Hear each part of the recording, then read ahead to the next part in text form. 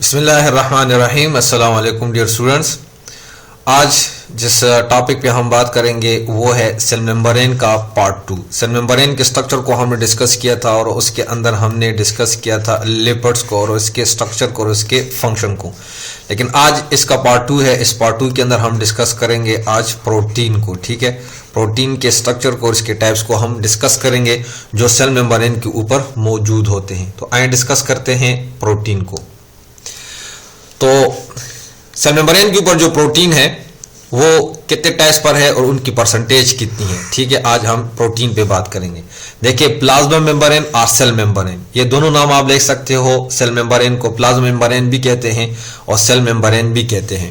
Consist on 60 to 80% protein molecule, यानी lipid से ज्यादा तादाद जो होती है वो प्रोटीन मॉलिक्यूल की होती है। कितनी होती है? 60 to 80% हमारे पास कौन मौजूद होते हैं? प्रोटीन मॉलिक्यूल्स मौजूद होते हैं।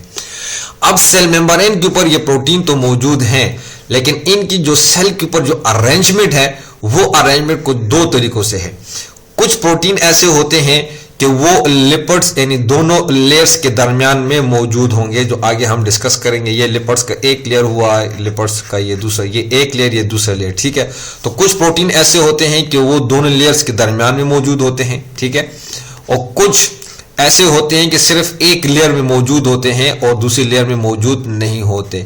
तो ये बेसिकली इनकी अरेंजमेंट है, या तो दोनों लेयर्स के दरमियान में मौजूद होगा या सिर्फ एक लेयर के ऊपर ही मौजूद होगा या दरमियान में मौजूद होंगे। तो ये इनकी डिफरेंस है। तो उसमें से इसकी दो टाइप से, अपने अरेंजमेंट के लिहाज से या अपने सेल मेम्ब्रेन के ऊपर पोजीशन के लिहाज से या प्लेसमेंट के लिहाज से। तो एक है हमारे पास इंट्रिंसिक प्रोटीन, उसको इंटीग्रल प्रोटीन भी कहते हैं। दूसरा एक्सट्रिंसिक प्रोटीन या पेरिफेरल प्रोटीन भी इसको कहते हैं। तो चले आए इसमें से हर एक को एक एक करके स्ट्रक्चर के साथ डिस्कस करते हैं। तो फर्स्ट वन हमारे पास कौन सा है? फर्स्ट वन हमारे पास है integral protein.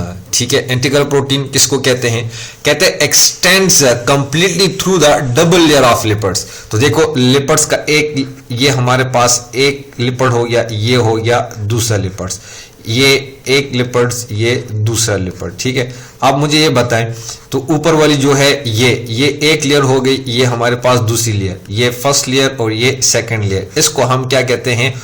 Lipids by layer. ठीक है, ये हो गया आपके पास लिपिड्स बाय लेयर। अब एक प्रोटीन जो इन दोनों लेयर्स के दरमियान में मौजूद हो, इन दोनों लेयर्स के दरमियान में मौजूद है, मुकम्मल एक्सटेंड हुआ है कि नहीं हुआ? ऊपर से लेकर नीचे तक ये क्या हो गया है? एक्सटेंड हुआ है। ऐसे प्रोटीन को हम क्या कहते हैं? इंटीग्रल प्रोटीन कहते हैं या इंट्रिंसिक प्रोटीन कहते हैं। ठीक है, इंट्रिंसिक और इंटीग्रल प्रोटीन इसको कहते हैं। ठीक हो गया, यानी extend completely through the double layer of lipids. Lipids के दोनों लेयर से ये कंप्लीटली एक्सटेंड हो जाता है। ठीक है, दोनों लेयर्स के दरमियान ये मौजूद होता है। From one side to another side, एक साइड से होकर दूसरी साइड की तरफ ये आता है।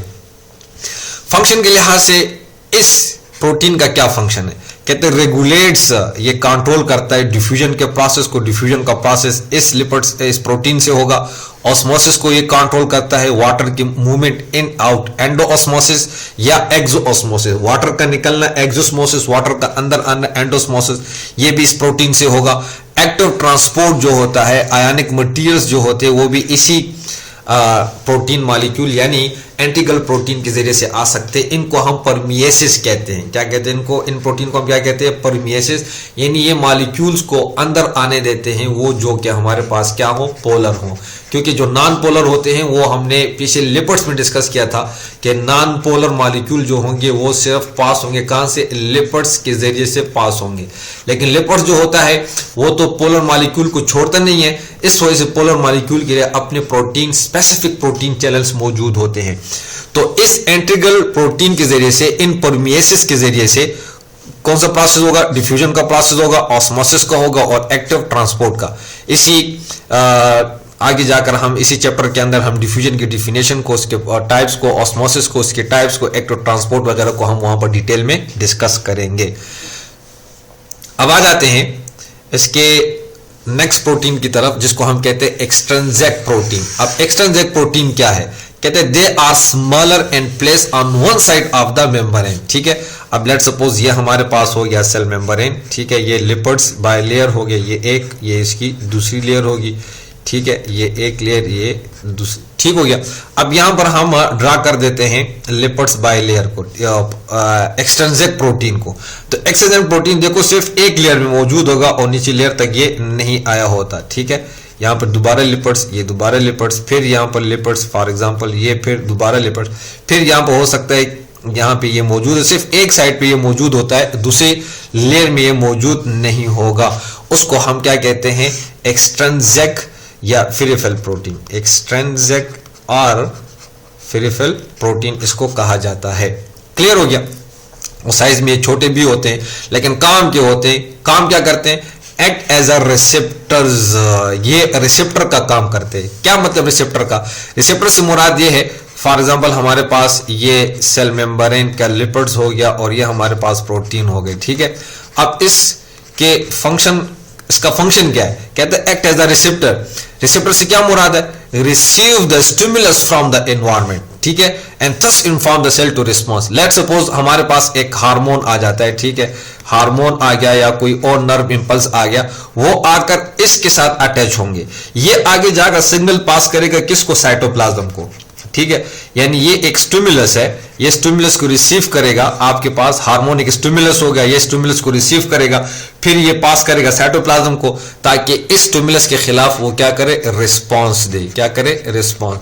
तो इसका काम क्या है, act as a receptor, receptor का काम करता है, स्टिमुलस को रिसीव करता है और एनवायरनमेंट से, इस सेल का जो एक्स्ट्रा सेलुलर एनवायरनमेंट है, इसको हम एक्स्ट्रा सेलुलर एनवायरनमेंट कहते हैं, एंड इन्फॉर्म द सेल, किसको इन्फॉर्म करता है, सेल के साइटोप्लाज्म को, ताकि वो स्टिमुलस के खिलाफ क्या करे, रिस्पॉन्स दे। तो ये इसका बेसिकली क्या हो गया, फंक्शन हो गया। तो ये हमारे पास क्या है, एक्सट्रिंसिक प्रोटीन है। क्लियर। नेक्स्ट, फंक्शन के लिहाज से अगर हम बात करें तो फंक्शन के लिहाज से दोनों प्रोटीन का क्या फंक्शन है। जिस तरह हमने कहा था लिपिड्स जो होता है, लिपिड्स वो डिफरेंशियली परमिएबल होता है, ठीक है, लेकिन दोनों प्रोटीन का क्या फंक्शन, चाहे वो एंटीग्युलर प्रोटीन हो या एक्सट्रिंसिक प्रोटीन हो, चाहे वो आपके पास इंट्रिंसिक